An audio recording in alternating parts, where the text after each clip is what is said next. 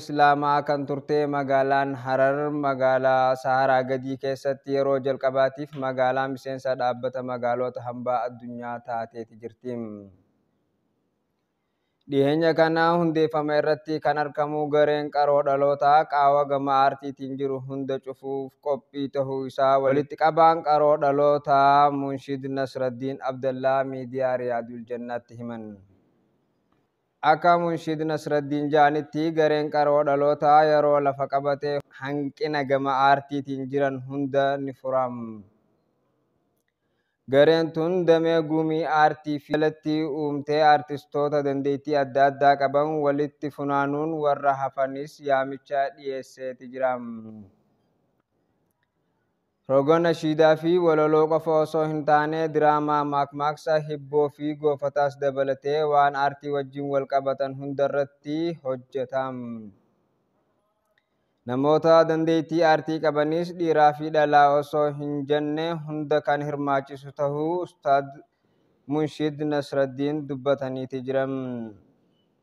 Itti dabaluunis gareen tun miseensi isaa namoota murtaawwan qofa osoo hin taane namni qaroo dhalootaa wajjin dalaguuf fedhii qabu hundi miseensa garee tanaati jedhan.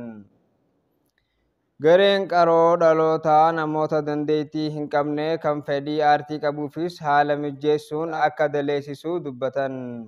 Namoota biyya alaa kan qaroo dhalootaa wajjin dalaguuf fedhii qabanis onlaayina irratti wajjin dalaguuf qophii tahuu himan. Gareen dhiheenya hundeeffame kun hanga ammaatti nashiidaa 2 kan dalage yoo ta'u walgahii miseensa 2 taa'eeti jira.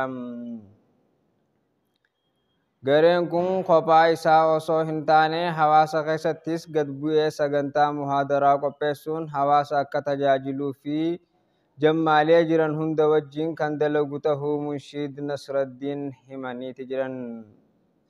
Fuulduratti sagantaa waldorgommii aartii qopheessuun namoota dandeettii qaban hunda waldorgomsiisuun akka badhaasus dubbatan. Dorgommiin kun dhiiraa fi dhalaas kan hirmaachisuu fi waanuma dandeettii itti qabduun kan si dorgomsiisudha jedhan walitti qabaan qaroo dhalootaa Munshid Nasraddiin Abdallaa.